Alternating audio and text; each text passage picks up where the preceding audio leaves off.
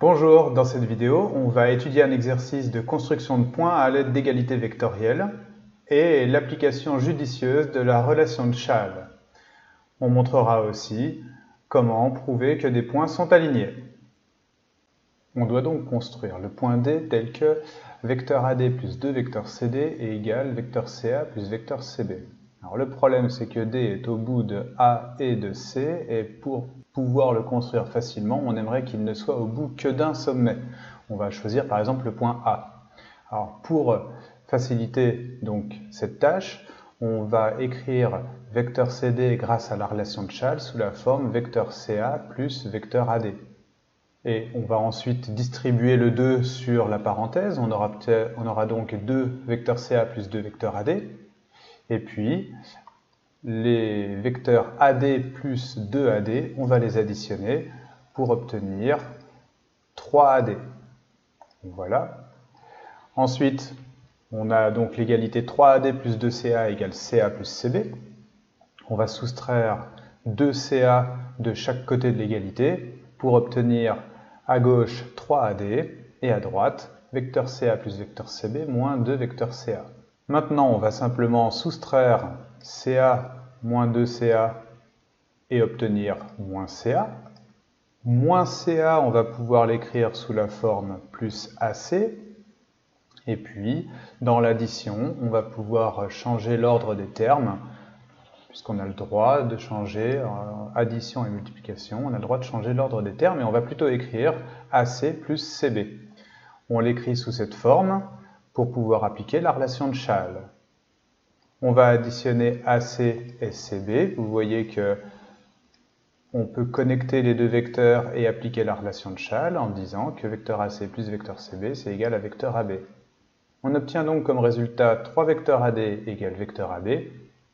En divisant de chaque côté par 3, on a le résultat vecteur AD égale 1 tiers de vecteur AB, ce qui permet de construire facilement le point D puisqu'on va se placer sur la droite AB et on va placer le point D à 1 tiers du segment AB en partant de A. Pour la construction du point D, on va se placer donc sur le segment AB et la relation vecteur AD égale 1 tiers de vecteur AB va faire que l'on construit le point D au tiers du segment. Alors si on compte les carreaux, on voit qu'il y a 3 carreaux à l'horizontale qui séparent A de B. Donc une petite application du théorème de Thalès va nous faire construire le point D à la verticale du premier carreau sur le segment AB.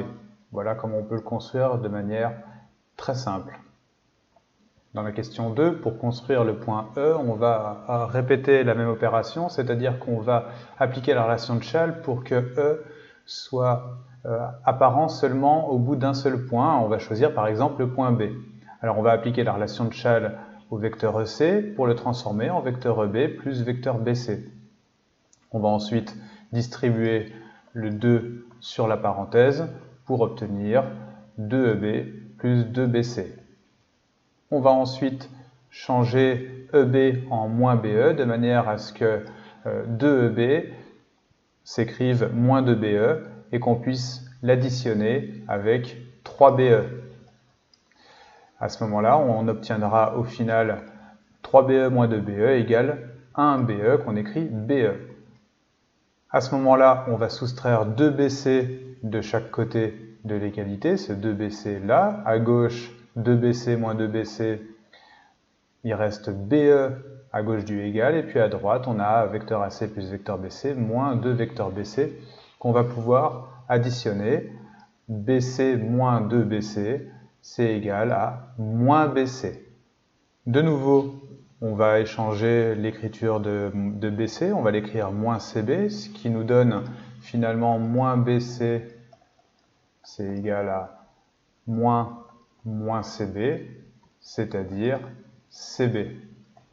De cette manière, on va pouvoir appliquer la relation de Chasles à AC plus CB. On voit que les vecteurs connectent au point C, et vecteur AC plus vecteur CB, c'est égal à vecteur AB. Autrement dit, notre résultat, vecteur BE égale vecteur AB, ce qui va nous permettre de construire facilement le point E. On a donc la relation vecteur AB égale vecteur BE. Autrement dit, on va reporter sur la droite AB la longueur AB au bout du point B de manière à avoir une distance entre B et E égale à la distance entre A et B. Nos calculs puis nos constructions nous ont montré que les points étaient alignés. Il s'agit maintenant de le formaliser. La question 1 qui nous disait A vecteur AD égale 1/3 de vecteur AB montre que les vecteurs AB et AD sont collinéaires, ce qui prouve que les droites AB et AD sont parallèles. Puisqu'elles ont le point A en commun, eh bien, on en déduit que A, B et D sont sur la même droite. De même que la question 2 nous prouve que A, B et E sont sur la même droite. Autrement dit, A, B, D, E sont sur la même droite. Ils sont donc alignés.